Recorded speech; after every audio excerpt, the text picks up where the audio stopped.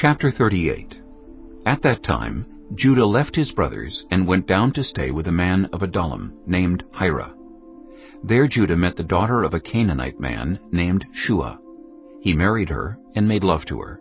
She became pregnant and gave birth to a son, who was named She conceived again and gave birth to a son and named him Onan. She gave birth to still another son and named him Shelah. It was at Chizib that she gave birth to him. Judah got a wife for his firstborn, and her name was Tamar. But Judah's firstborn, was wicked in the Lord's sight, so the Lord put him to death.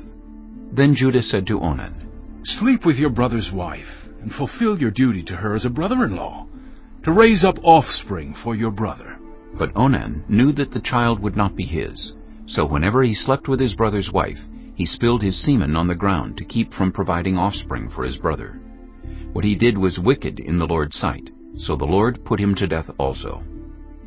Judah then said to his daughter-in-law Tamar, "Live as a widow in your father's household until my son Shelah grows up." For he thought, "He may die too, just like his brothers." So Tamar went to live in her father's household. After a long time, Judah's wife, the daughter of Shua, died. When Judah had recovered from his grief, he went up to Timnah, to the men who were shearing his sheep, and his friend Hira the Adullamite went with him. When Tamar was told, "Your father-in-law is on his way to Timnah to shear his sheep," she took off her widow's clothes, covered herself with a veil to disguise herself, and then sat down at the entrance to Enaim, which is on the road to Timnah. For she saw that, though Shelah had now grown up, she had not been given to him as his wife. When Judah saw her, he thought she was a prostitute, for she had covered her face. Not realizing that she was his daughter-in-law, he went over to her by the roadside and said, "Come now, let me sleep with you." "And what will you give me to sleep with you?" she asked. "I'll send you a young goat from my flock," he said. "Will you give me something as a pledge until you send it?" she asked. He said, "What pledge should I give you?" "Your seal and its cord, and the staff in your hand," she answered. So he gave them to her, and slept with her, and she became pregnant by him. After she left, she took off her veil and put on her widow's clothes again. Meanwhile, Judah sent the young goat by his friend the Adullamite in order to get his pledge back from the woman, but he did not find her. He asked the men who lived there, "Where is the shrine prostitute who was beside the road at Enaim?" "There hasn't been any shrine prostitute here," they said. So he went back to Judah and said, "I didn't find her.